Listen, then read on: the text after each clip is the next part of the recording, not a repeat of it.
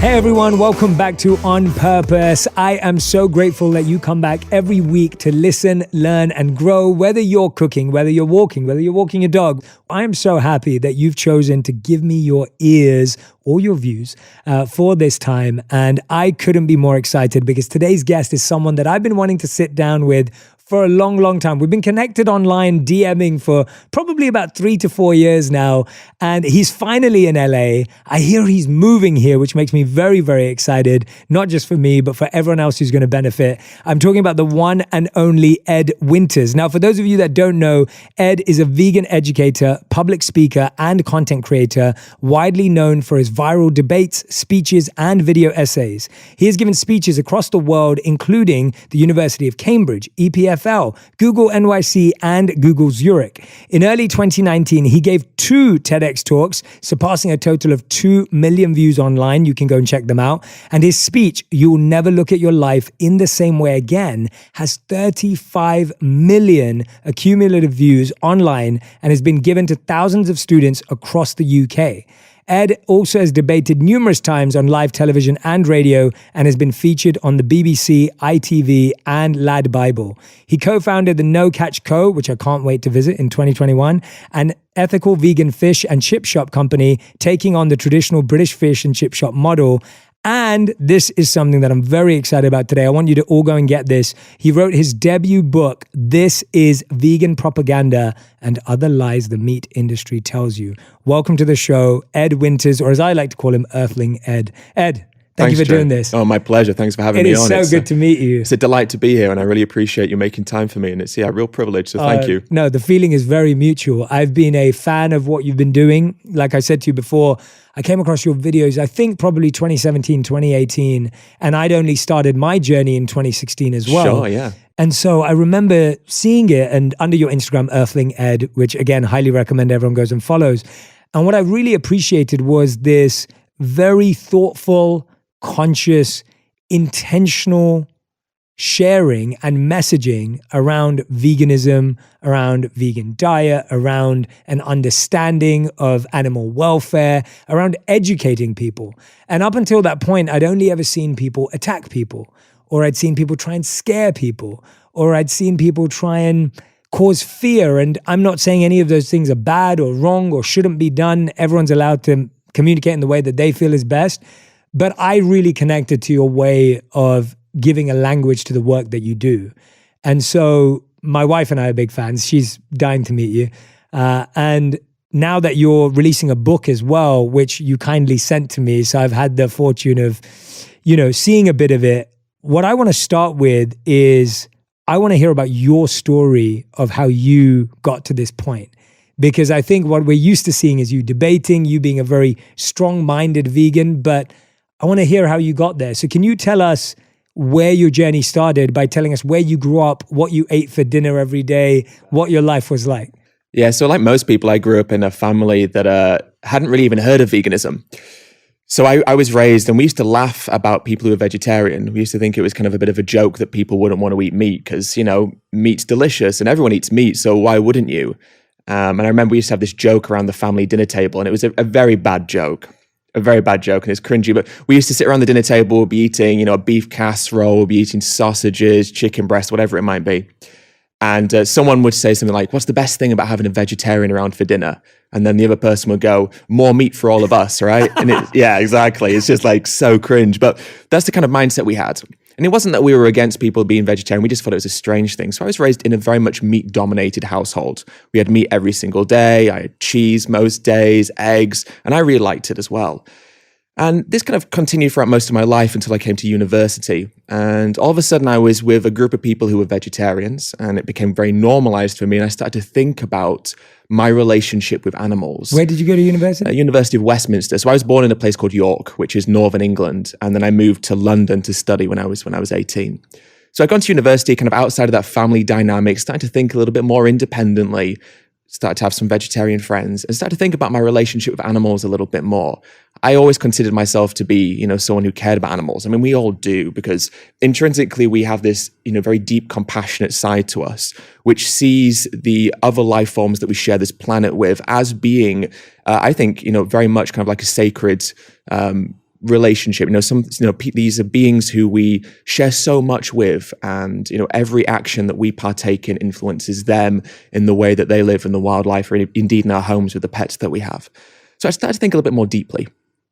And then in May 2014, I was reading the BBC, and I came across this story, and it really changed my life forever.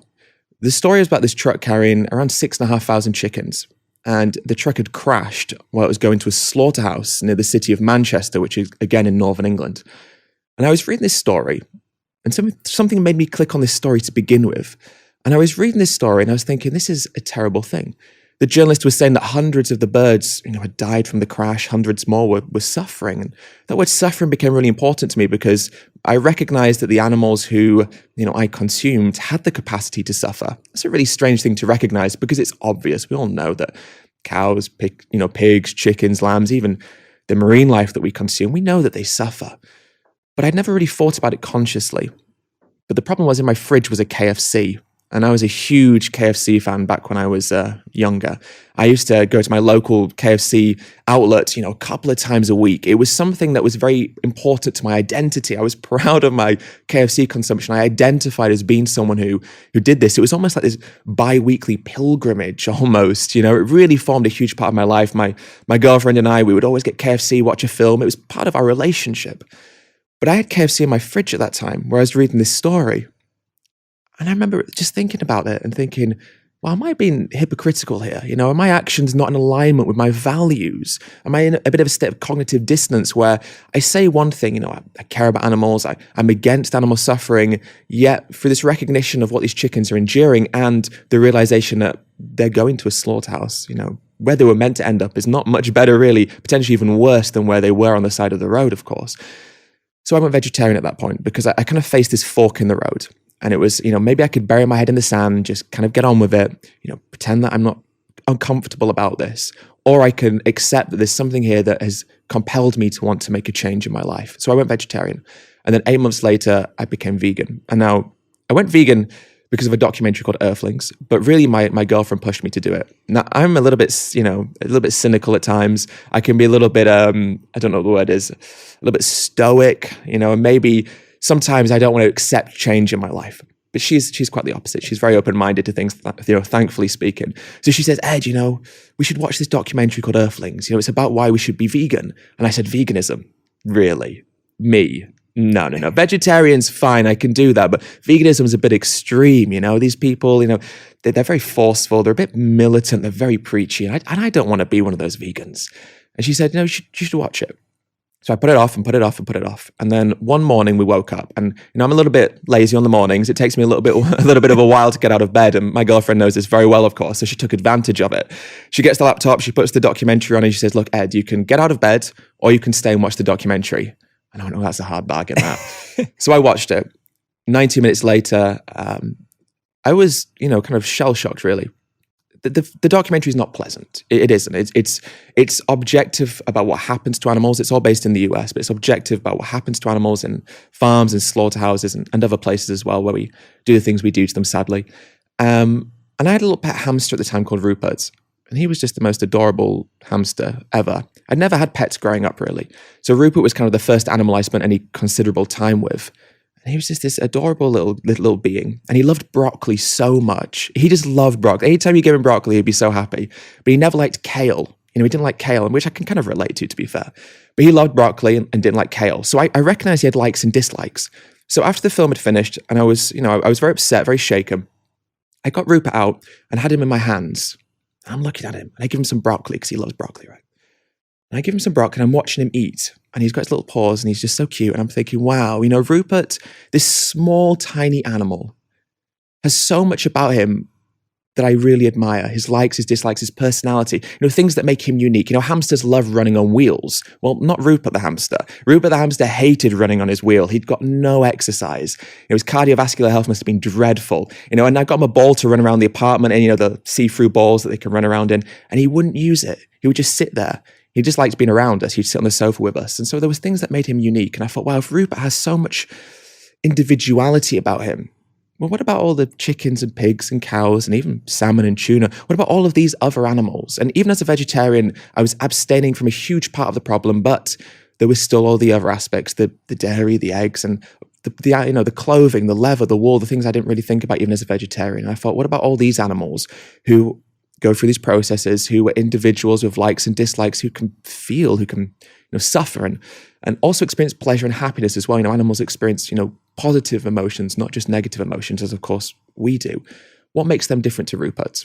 And I couldn't think of a justification for continuing. So yeah, I went vegan, and that was that. Wow. And your girlfriend at the time was already vegan? No, we went vegan together, but she was making changes before I was. She was thinking proactively. She was, we had almond milk and soy milk in the fridge. We'd made small steps because she had been influencing me to do so. And she knew that if I sat down and watched this documentary, that would be it. And I knew it as well, which is why I turned a blind eye. And I think that's another thing that often happens is there's something called the ostrich effect, which is kind of like a cognitive bias. So basically, when we are confronted with information that makes us feel uncomfortable, when there's the prospect of something that might challenge us in a way that we perceive to be inconvenient, we can just turn a blind eye to it. And I think what we do to animals is a great example of this. I think we've all had a moment where we've maybe seen something shared online, or we've had a conversation with a friend who's maybe vegan, or we've just looked at a piece of meat on our dinner plate and just thought for a moment, just had something pass through our minds. And in that moment, we can kind of do two things, acknowledge it or turn a blind eye. And we often turn a blind eye because it's easier and more comfortable to do so. And that's what I was doing. I knew what happened deep down. I knew there was something about it that made me feel uncomfortable, but I ignored it for so long. And she was confronting that a little bit earlier than I was, and thankfully pushed me to confront it as well, because through that confrontation of our values, we can strive to be more in alignment with who we truly are as individuals. And I think that's a powerful thing that I've realized about being vegan, is it's pushed me to reevaluate my place, my relationship with others, how I interact with humans as well as animals, just, how my actions impact the world around me, and how we are vessels who can create, a more positive world or a more negative world. And sometimes we feel disempowered in life, especially with some of the geopolitical things that go on, we can feel very disempowered. But for me, one of the greatest things about veganism is the empowerment to know that we can make a difference every day, a positive difference. And she encouraged me to learn that early on. I love that. Our journey's got some similarities to it. So when I grew up eating meat as well. Yeah. And similar to you, like going to McDonald's was like our birthday like experience. Like I used to love going to McDonald's for my birthday. And I remember when I was probably around 15 years old, and I used to walk past the butcher's every day on my way to school and on my way back from school at a bus stop. And I would walk past this butcher's. I can see the street where I grew up right now on Green Lanes. And they would hang a lot of the animals in the window. Yeah. And I never ate a chicken that looked like that. To me, a chicken looked like this perfect, crispy, round burger. Yeah. Right? That's what chicken looked like to me. And I ate pork sausages, but they never looked like pigs hanging. I just ate the pork sausages that you buy in the store.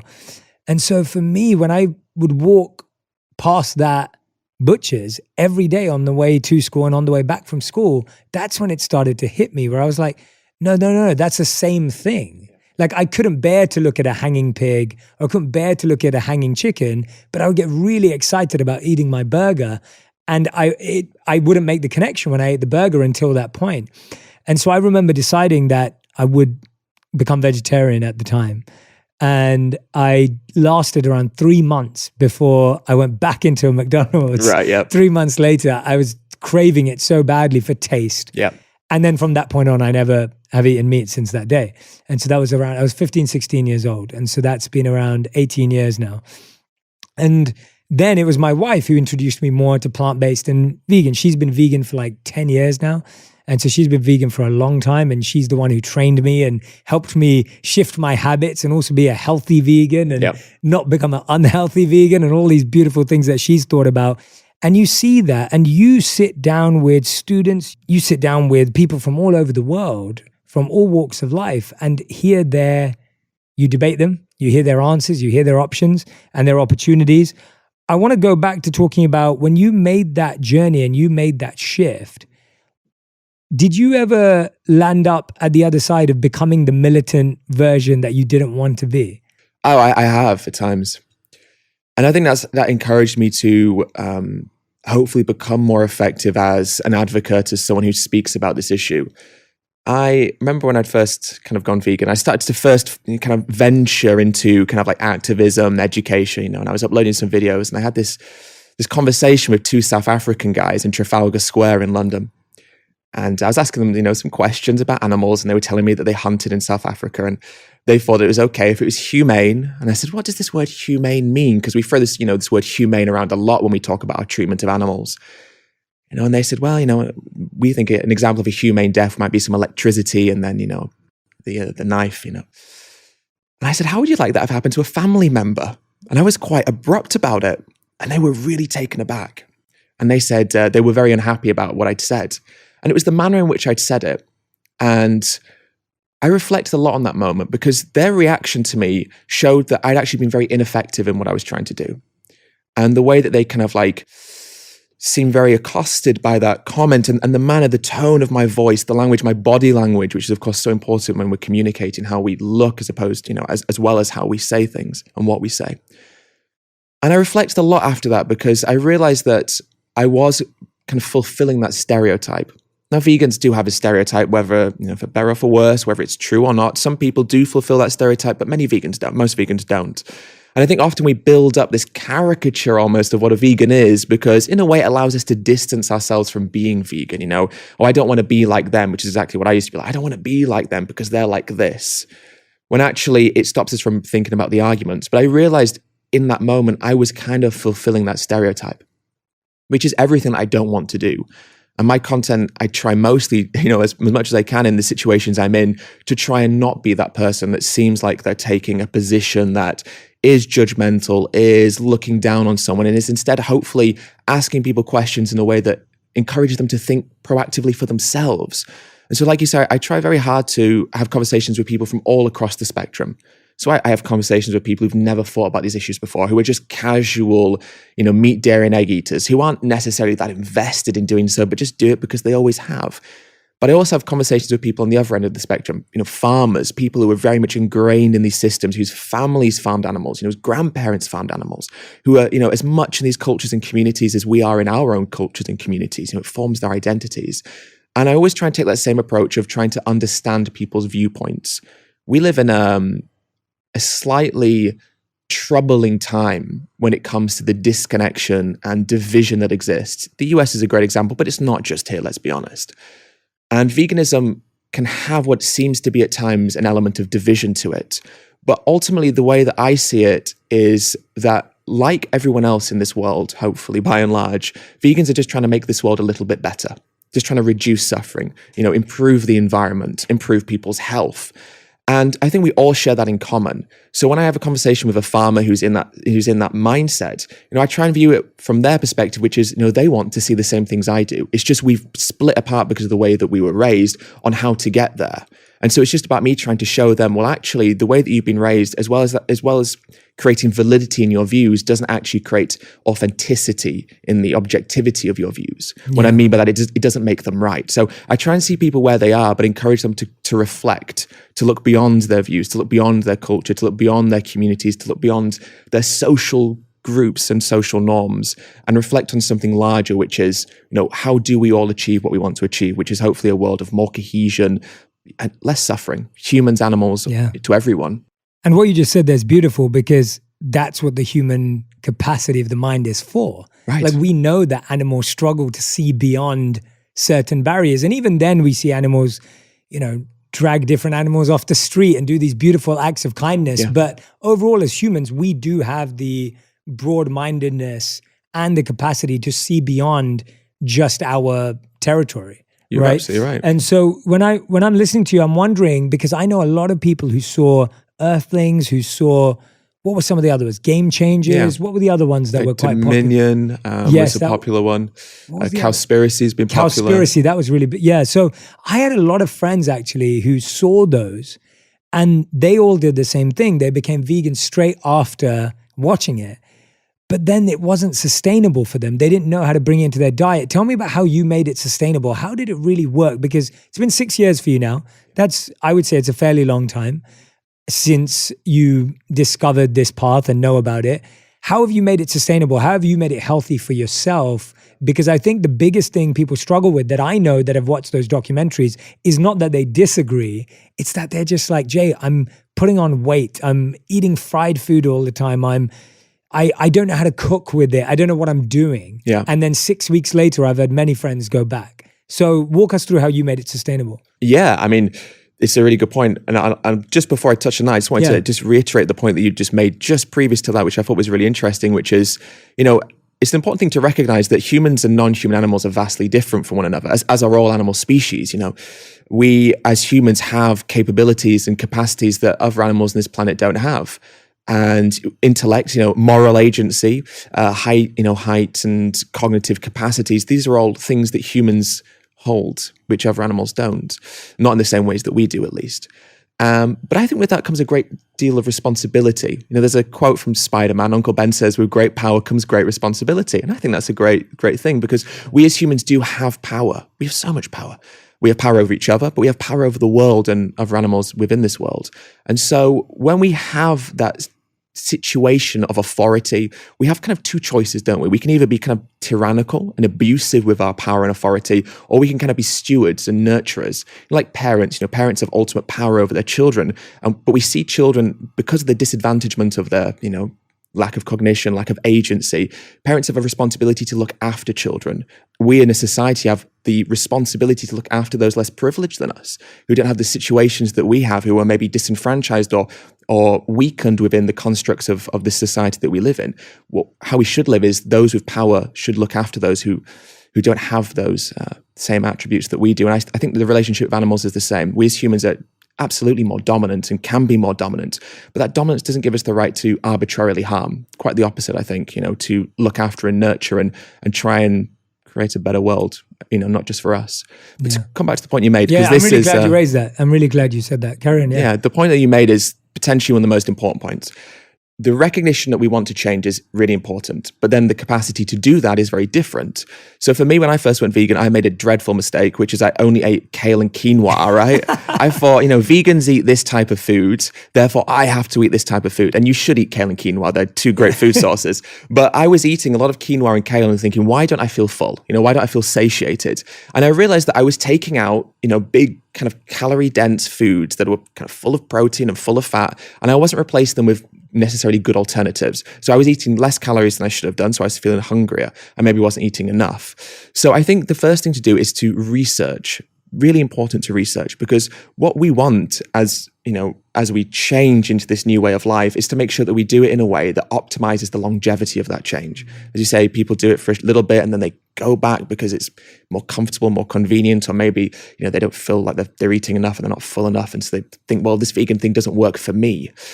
So what we have to do is do a little bit of research. So I always say to people, recognize why you want to make the change, then sit down and look at, protein sources.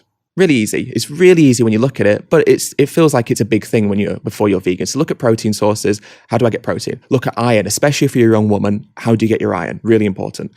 Zinc, omega-3. Just do a little bit of research and look into how you can do it. And then also, don't be afraid to experiment.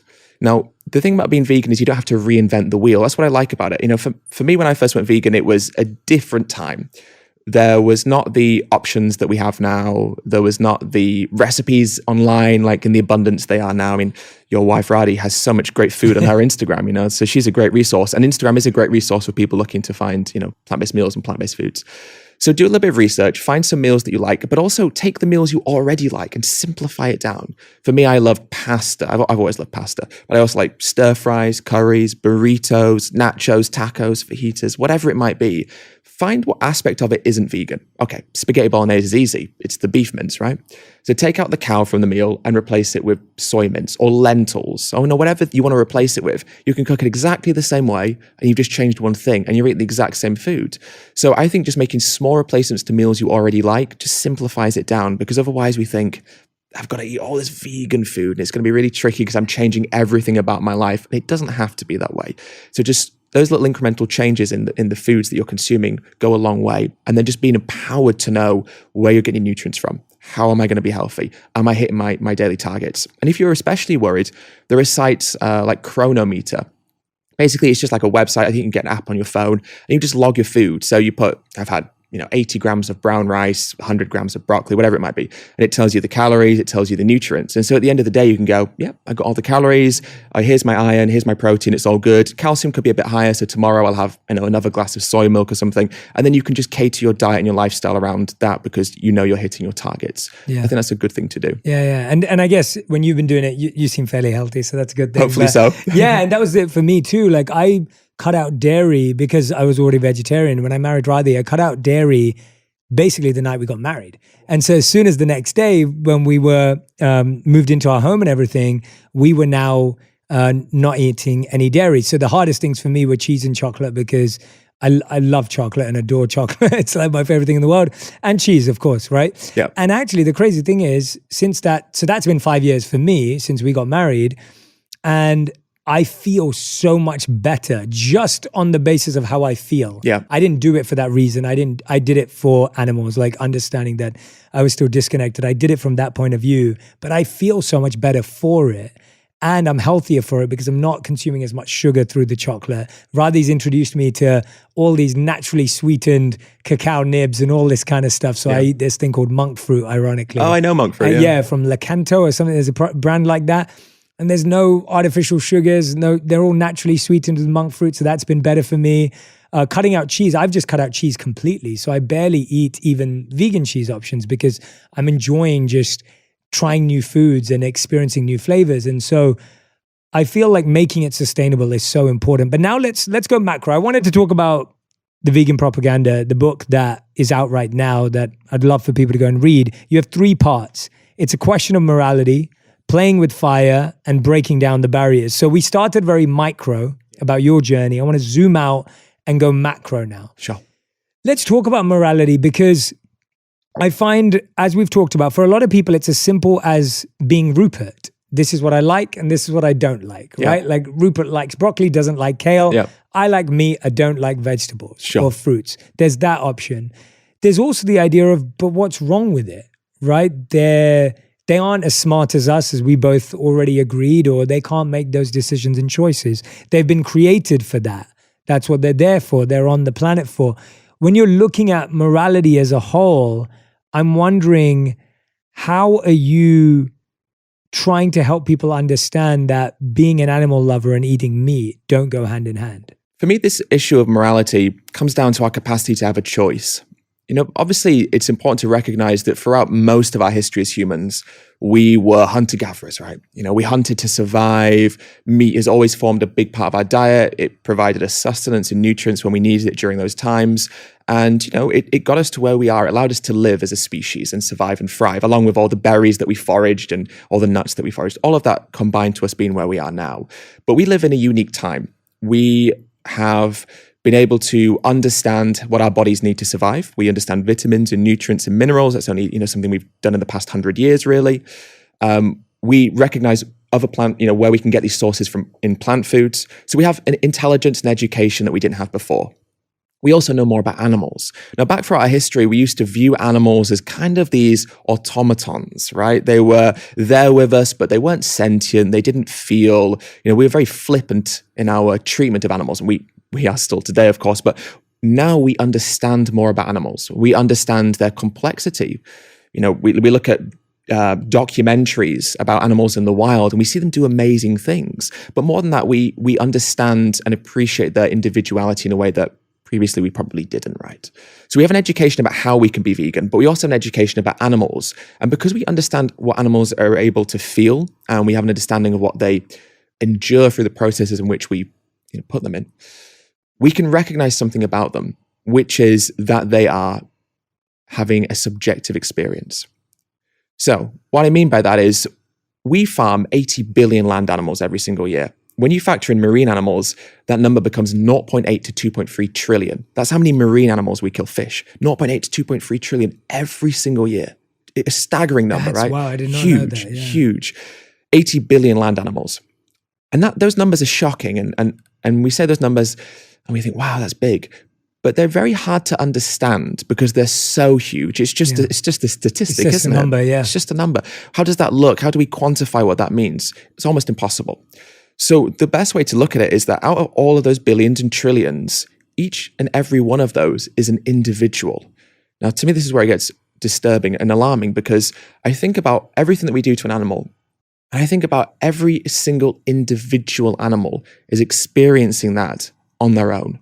When we suffer as individuals. Obviously, we can share that, the empathy of others suffering, but the pain that we feel is pain that we feel. And when things happen to us, we embody that for our anxieties, our fears, our terrors, our worries, and of course, the visceral and physical feeling of what we're enduring as well. I think about each and every individual animal enduring that. And that just magnifies the scale to me in a way that you can't recognize within those purely, statistical numbers. Because when we hone in on each individual animal enduring that, I think, wow, every decision we make has an impact on someone. We often don't think of animals as someone's. We call them it. It's a chicken, it's a pig, they're only a chicken, they're only a pig. But what we fail to recognize is to that pig or chicken, their life is as valuable to them as ours is to us, because we have one life. And they may not be able to rationalize the concept of death and the concept of not existing in the way that we can, but they avoid situations of fear. They avoid situations that cause them suffering. They value pleasure and pain over negative environments because they value being content.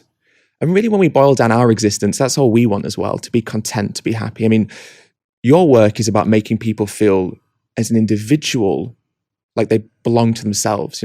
You're increasing people's autonomy, you're increasing people's self-esteem, you're giving them a sense of self-worth. Your work, and I think so much of what you do, which is so amazing, is you empower people to believe in themselves as an individual.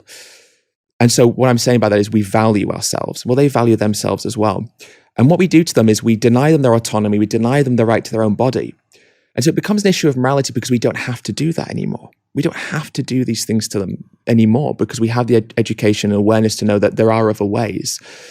And so to simplify it down, just ask a really simple question. Are we against animal cruelty? Do we think that reducing animal suffering is morally preferable to not? Everyone says yes to that, and everyone says that they're against animal cruelty. So then we have to say, well, what does being cruel to someone mean? Being cruel to someone means causing them physical or mental, emotional, psychological harm for an unnecessary reason. Something that doesn't need to happen but negatively impacts them in a non-consensual way. That's being cruel to someone, whether it's bullying, whether it's something a bit more abusive, whatever it might be. But what we do to animals must therefore constitute an act of cruelty because we don't have to do it. And it causes them physical harm, mental harm, emotional harm, and it's non-consensual. These animals, they don't willfully agree to be exploited. This isn't an environment they wish to be in. And then we put them into something called a slaughterhouse, and we call them humane. Okay, so what does the word humane mean? Well, if we open up a thesaurus, find the word humane in the thesaurus, okay, what are the synonyms? What words mean humane? We see compassionate, we see benevolent, we see kind. If I call you a humane person, I'm saying that you're inherently a good person who values others and their feelings, and you want to be compassionate, and you are a humane person, Jay, because you embody all of those characteristics. But then what happens in the slaughterhouse couldn't possibly be humane, because it's not compassionate to exploit someone else needlessly. It's not benevolent to take the life of someone when we don't have to. And many of us do have pets in our life, dogs, cats. And it's a sad thing to say, but unfortunately, we will probably live to see them be euthanized. It's a very sad time for people to experience the loss of a family member, because that's how we view these animals, as family members. Would we ever take them to a slaughterhouse to be euthanized? Never. The thought of that would offend people, would make them so sad to think of their beloved family member enduring that. Well, then it can't be humane. It can't be. So when we talk about this issue of morality, fundamentally it's, we don't have to do this. They're sentient beings who feel. They're very different to us, but what makes them morally relevant is their capacity to suffer, experience pain. The fact that they do value their own life, they value their own existence, they seek to be with their families if that's what is in their nature. Cows form these strong matriarchal herds. Chickens have these flocks. They form deep connections with one another, and they can form deep connections with us when we give them the chance to, like animal sanctuaries and places where they're not, used and exploited and killed. So that's why it's a moral issue for me. Yeah, I love that. What a great answer. What a great answer. I really appreciate that answer, because I was listening to you thinking just how much culture and tradition impacts it too. So I remember going to India for the first time ever when I was 9 years old. And when I lived as a monk there for plenty of time, a big part of it was caring for cows. Cows are seen as a sacred animal in India. And in families growing up in India, if you look, years ago, a cow would be the family pet. I mean, it wouldn't be a pet. It would be considered a mother, but it would be considered part of the family. And the cow would give you milk, and the cow would be taken care of, and the cow would be loved and adored and revered. And you'd almost find dogs that would just walk around stray on the street, and people wouldn't give them the attention we see in the West. So why do you think we've been able to build up such a deep, loving relationship with dogs and cats? But why do you think we've struggled? Because I've seen people play with cows the way we play with our dogs. And I know that sounds really strange to anyone who's never seen it, but I've seen people in India hold their cow and hug their cows and have that same very deep, intimate relationship with the cow. But in the West, we don't really ever experience that apart from with a dog and a cat. Why have we been so good at giving our compassion and love there, but not there? I think there's kind of like a utility aspect to this. And what I mean by that is historically, especially I guess in the culture where we've been, we gave dogs like a task. And that task was often being a lookout for us. So they would pull our equipment, like us on sledges and such. And so we've always often valued dogs, but in a different way to the other animals. We've used cows as like farm labor. We've used, other animals in different capacities. But for dogs, we've always had a little bit more of an intimate relationship because of the nature of the work that we used to, use them for. And then as we started to evolve as a species and we no longer needed, the ancestors of huskies to be our lookouts, because of course, from wolves. And so we no longer needed them to look out for us. So we no longer needed them to pull our sledges, and our relationship with these animals started to change. Because we still had a connection with them, we started to view them a little bit differently. So what we do is we categorize animals differently. So we have wild animals, for instance, and if someone poaches a wild animal, Cecil the lion killer, there's an uproar because in our minds, we've categorized them as being not for that purpose. They exist in the wild. We don't need to get anything from them. They don't need to earn our respect. They do their own thing. And then we have kind of pets, and they've earned our respect in a different way. They've earned the right to live in our eyes because we can form an emotional response with them. We have throughout history. They can provide utility as members of our family, provide us with love, provide us with comfort, provide us with mental health support, which is a great thing that pets can do as well. And by pets, I use the word pets because it's kind of like a conventional term.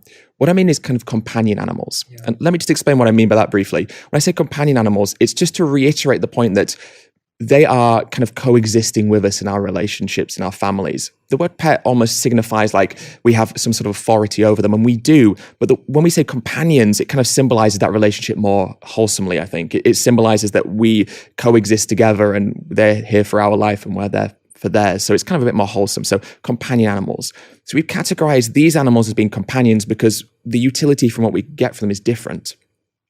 But then we've categorized this other section of animals. We call them food.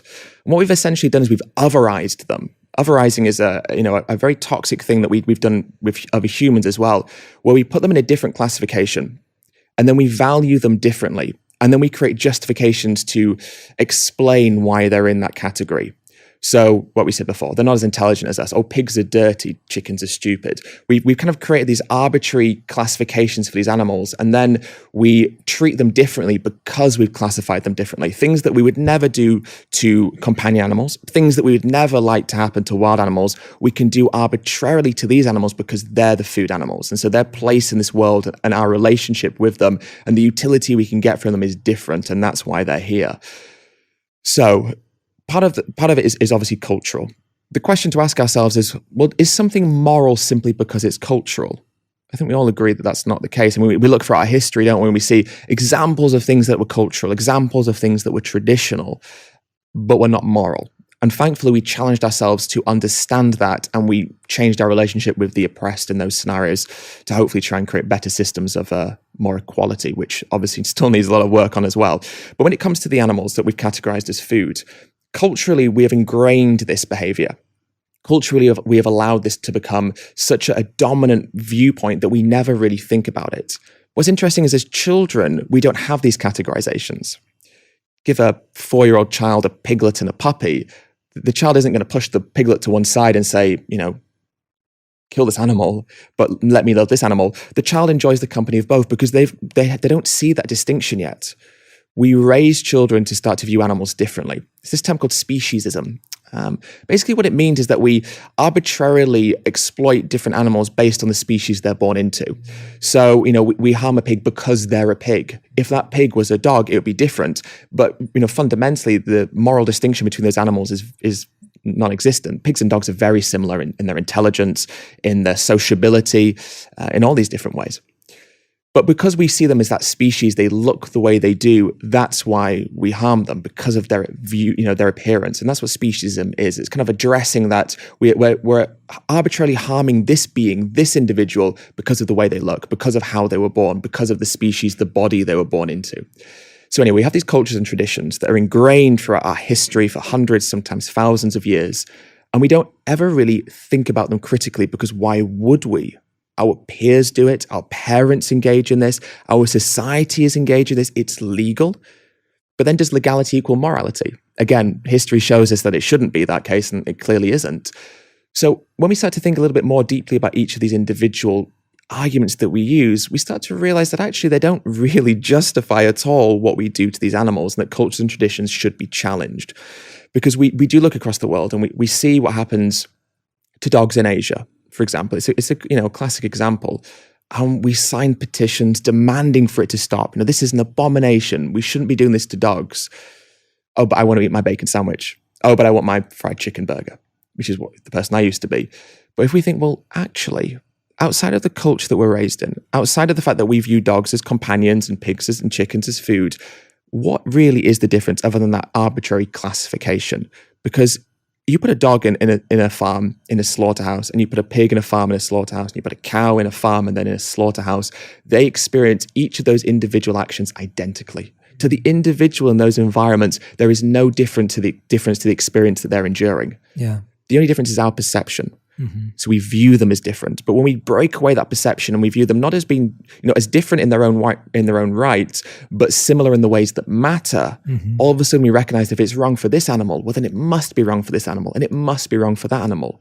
Yeah. And I think that's what we need to do more, is just challenge those deeply ingrained and normalized behaviors, the ones that we don't even think about, the unconscious ones. And that's really where it comes at for me. Like, Again, and I love what you just said there too. It's like I grew up eating meat.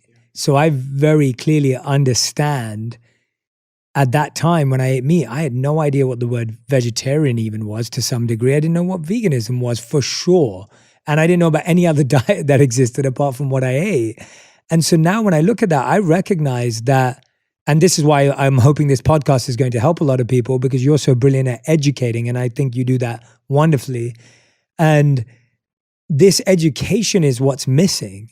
It's not that people are bad people. I don't judge anyone who eats meat because I ate meat myself. So I understand how easy it is to be in that space where you are making these distinctions. And what I love about the way you just broke that down is because you're spot on that throughout history, we've done that to humans that look different from us, that have a different hair color than us. Like we've done that.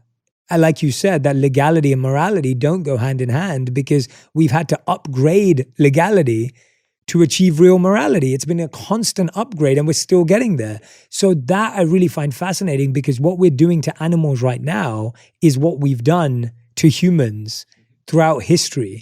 And yes, we may have at least externally stopped doing it to humans or in organized ways, but we are currently still doing it in very organized institutional ways to animals. Yeah, I mean, what you said right at the beginning of that is really important. Good people can engage in things that are bad. We all do, we all do, because we do live in an inherently imperfect world. By the mere fact that we have to do things to survive, we have to eat, we have to drink, there are going to be things that happen on this planet that are negative for some people on this planet. And by people, I can also mean animals, the extraction of resources from nature, things like that. So we do live in an inherently imperfect world, and unfortunately, we're never going to, I'd like to think we could, but realistically, we're never going to achieve a perfect utopia, But that doesn't mean the aspiration shouldn't be to get as close as we possibly can. So the important thing to recognize is, it's not about saying that someone's bad because they engage in bad things. It's not as easy as that. The world isn't as black and white as we sometimes like to think it is. It's actually a lot more nuanced and complicated, and we all in our own ways can engage in industries that are bad. And what we do to animals is just objectively bad in every sense of the word. But good people can engage in that because of these cultural structures, these societal barriers. And the third section of the book is all about that. The first section of the book is dealing with the moral aspect. It's talking about what we do to animals. It's talking about the history of what we do to animals. It's talking about the ethical implications, and it's trying to hopefully challenge us to think about our own morality. The second section of the book then talks about the environment. It talks about, pandemics and infectious disease, something that is, heavily linked to factory farming. I saw that video you made about that. That was brilliant. Yeah. Thank you. Yeah. We don't really realize, but buying a chicken breast is one of the most dangerous things that we can do in terms of creating a new pandemic. Same with bacon. So it's about looking at that, and then also chronic health. So looking at heart disease, certain forms of cancer. So looking at how it impacts us as individuals as well. But then the third section was really important to me because I wanted to give people the reasons to be vegan, but I also then wanted to explain why it is that these systems exist and to try and almost diffuse the idea of judgment and feeling bad. Is to say, look, this is all objectively wrong. But you're not a bad person if you've engaged in this up until this point, because there are all these boundaries, there are all these barriers, there are these psychological, social, and cultural things. So it's about helping people understand the mechanisms behind why we do what we do, because that's almost as important as understanding what we do, why we do it. Because it's through understanding the why that we can challenge it and go, right, okay, when I'm in a supermarket and I see that piece of steak, I can think about what happens to the animal. I know how that impacts the environment. I know how that impacts my health. But now I understand that psychological thing that makes me want to pick it up. I know how I've got myself into this state where I'm desiring this, where I'm normalizing this, and I can challenge my own preconceptions of why I do what I do as well. So trying to build that up for people, I think, is really important, because you're right. And then to kind of go back to what you said right at the end, unfortunately, human history has never been without its significant problems. We've never reached a point, and we're certainly not there yet, where we can sit down and relax and go, oh wow, we've overcome every adversity on this planet. We're not even close to that. When we think about the history of our species, especially in the past few hundred years, this work is only just beginning. To other humans as well, it's only just beginning. But our intelligence can sometimes cloud our imperfections. We are so intelligent and we're capable of doing so much. And what the world could look like if we just came together and sat and empathized and thought deeply about these issues and got through some of these kind of more kind of primal aspects that we haven't quite evolved out of yet, we could achieve such a wonderful thing and we could create such a great world. But unfortunately, we're nowhere near there yet. And what we do to animals is just becoming part of the conversation. And I'm very grateful that it's now part of the conversation, but it's just happening now. And we've been doing this for hundreds, thousands of years to them. And when we look at the justifications, when we look at the view, when we look at the reaction that people have to those who say that they want to defend the bodies and rights of animals, we can see a lot of parallels, that automatic dismissal. No, they're different. They're not like us. We don't need to do that. Society's been built in this way. It's legal. We don't think about it. All of these things that have perpetuated oppression to humans are now being seen as perpetuating oppression to animals. And I'm grateful that we're starting to challenge it, but it's important that we don't ever think and get complacent in our morality, because we're always going to be able to improve a little bit more.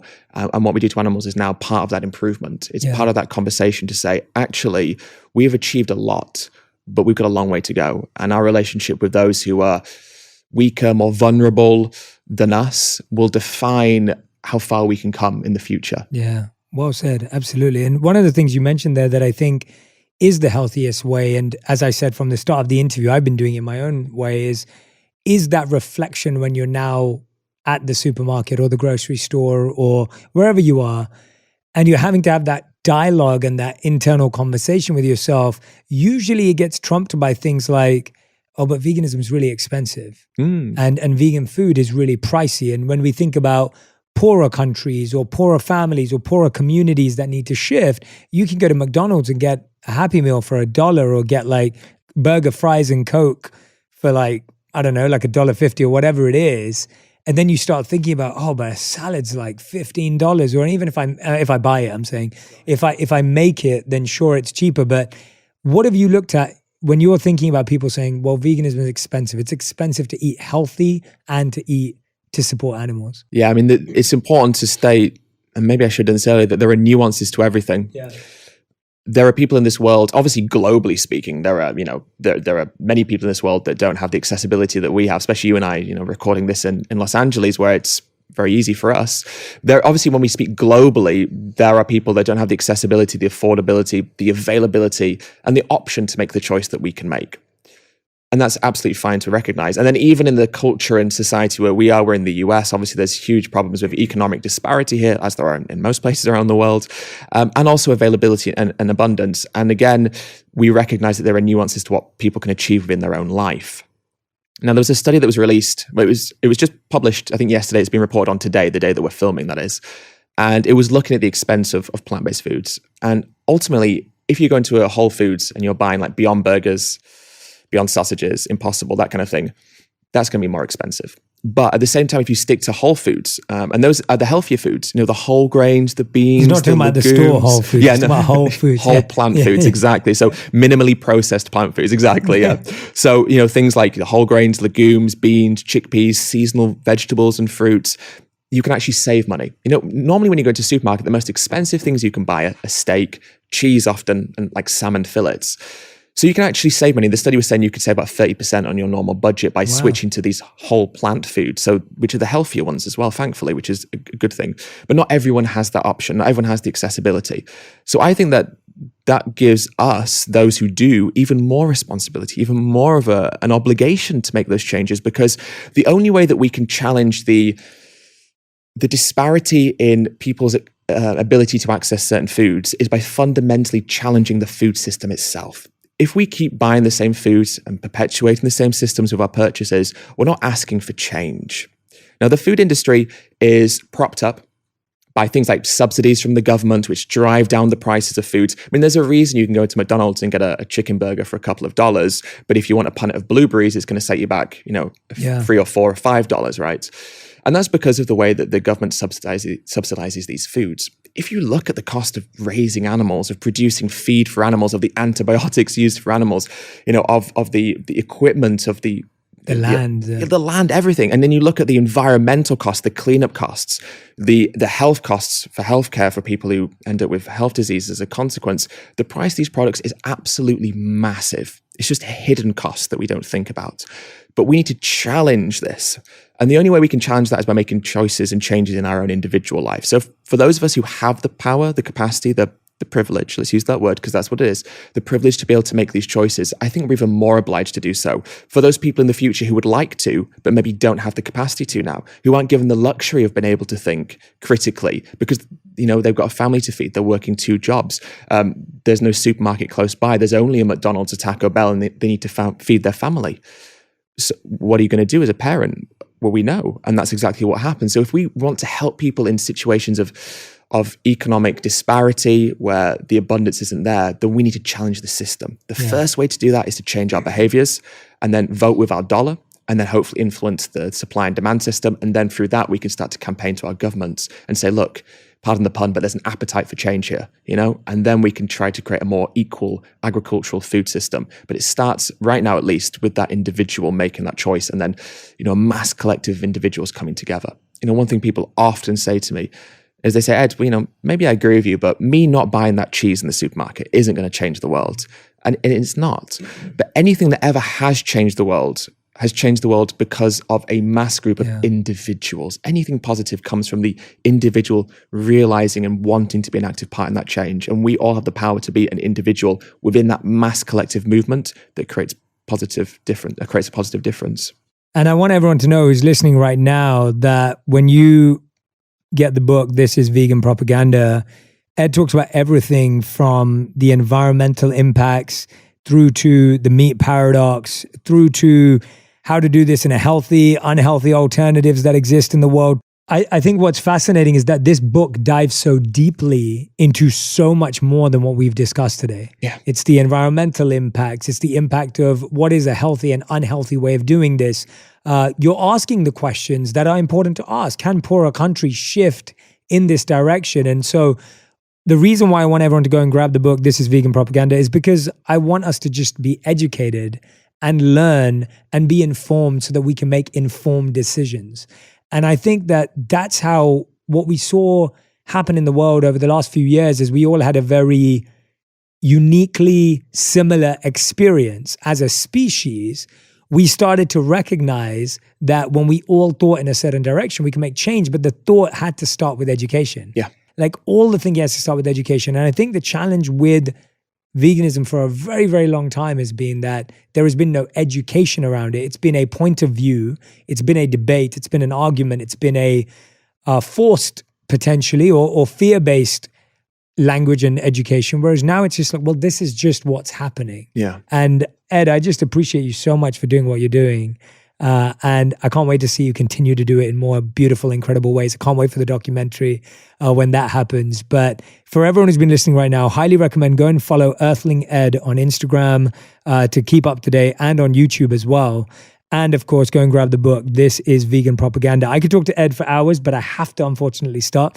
But Ed, I'm going to ask you what we always end every interview with, which is called the final 5. Yeah. And you will, I know, put your spin on all of these. So the first question is, what is the best vegan or plant-based advice that you've ever received?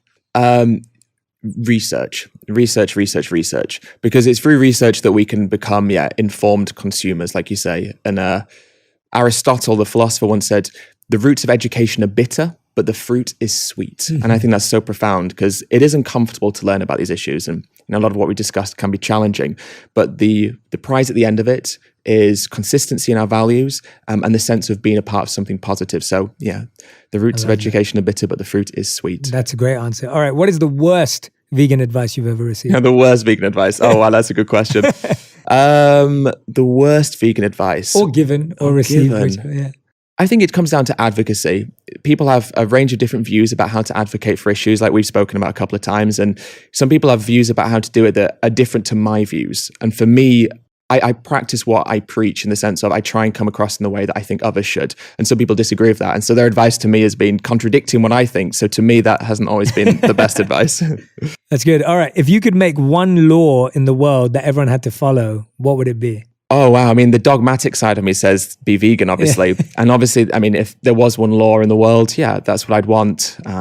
But I appreciate, that sounds so dogmatic, doesn't it? But I'd have to say that, don't I? So yeah. I was expecting it. Yeah, so, that's good. I mean, it would be surprising after all this. It would be, wouldn't it? If you came up with something totally random. That's true. Maybe to soften it, be nice to animals. Yeah. Look after them. Yeah. And redefine the word humane for ourselves when it comes to animals. All right, 4th question. What is the biggest lesson you've learned in the past 12 months? Yeah, in the past 12 months, I think, it comes down to the idea of good people can do bad things. It's something I've been learning a lot, but I think that, especially in the past couple of years, but even in the past 12 months, I've really enjoyed the company of humans. That sounds strange maybe, but the pandemic has disconnected us a lot from one another. And I used to do this, have conversations and, meet people a lot before the pandemic, as we all did, right? And in the past 12 months, as I've slowly started to be able to integrate back into some of these realms of conversation, it's made me realize how much I enjoy humans, even humans that are doing the thing that I'm trying to stop. What I like about having debates with people is it makes me realize how connected we all are, how we all think very similarly at times, about these issues, how we're not that different from one another. It doesn't matter if I go to a university here or a farm here or, this country or wherever. We think intrinsically very similar. And that's something that I've learned, especially as we come out, we're still in the pandemic, but as we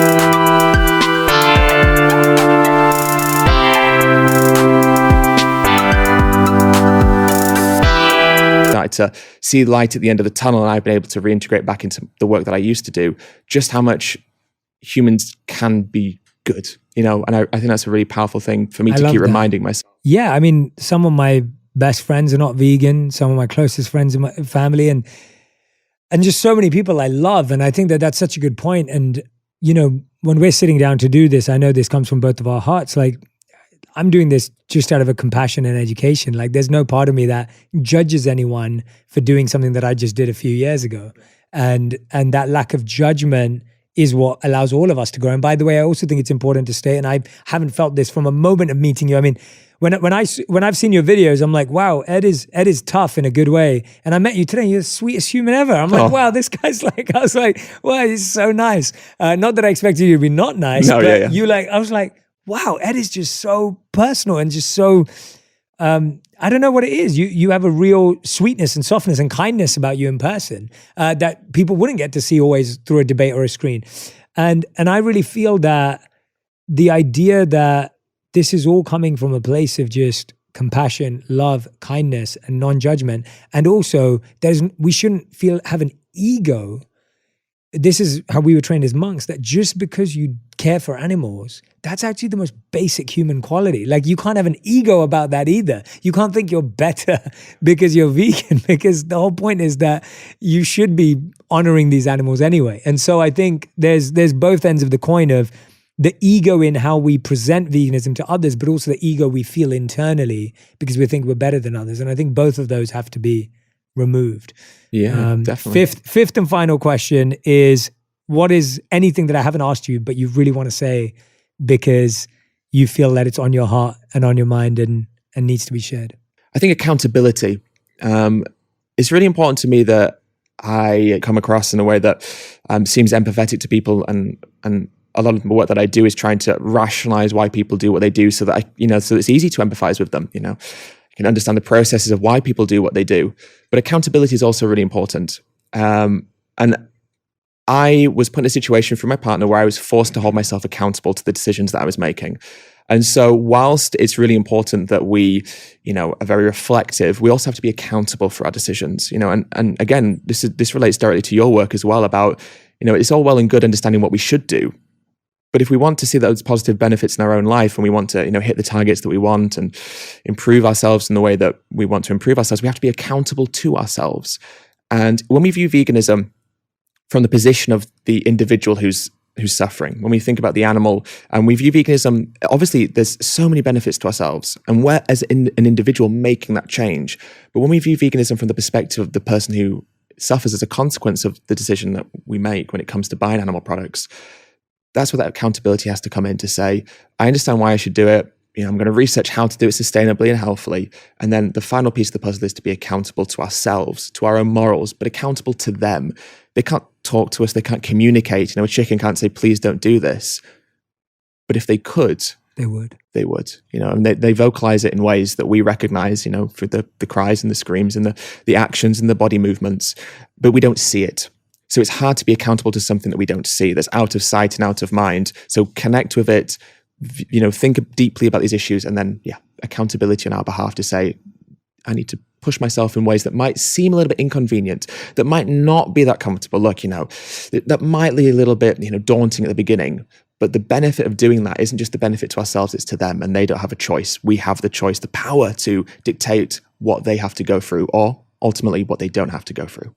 Yeah. You know what the most beautiful thing about this interview has been? That we've been talking about something that can be very divisive. It can be quite difficult. But all I'm feeling is a sense of more compassion in my heart. Overall, I'm walking away from this interview going, I just need to be more compassionate with everyone. With animals, of course. But the way you've been sharing this with me, at least I just want people to know who are listening, that sitting across from the table from Ed, all I'm feeling is the aura and energy of compassion, love, kindness, and empathy is what I'm feeling from your heart and voice. And so anyone who's not been in the room with me and just hearing a conversation without the emotion that you feel when you're with someone, I just want everyone who's listening or watching to know that. And so I'm walking away wanting to be more of all of that in my life as a whole. Definitely. And if that's all you take away from this episode, then I hope that that's the beginning of your journey to loving all animals and life. So Perfectly thank you, said. Ed. Thank you, Jay. Thank you so much for joining us. Everyone, I want to make sure that you tag me and Ed on Instagram, on Twitter, on whatever platform you're using so that we can see what you're taking away. Maybe you're going to try going vegan. Maybe you're going to try change one day in your life. Whatever you're going to do from this podcast, I want you to let me and Ed know, because we want to see how these words, how what Ed has shared, of course, his book, This is Vegan Propaganda. For those of you that are going to go and grab a copy, you're going to have all the education and insight at your fingertips. Please do tag us. I love seeing what resonates and connects with you. This has been a very special episode in that we've been sharing something that I truly believe could be life-changing, is out there, is available, is accessible. And I hope that some of you are going to give it a go. So thank you for joining in. Big thank you to Ed. Go and follow Earthling Ed on Instagram and YouTube and all social media platforms, wherever Ed is.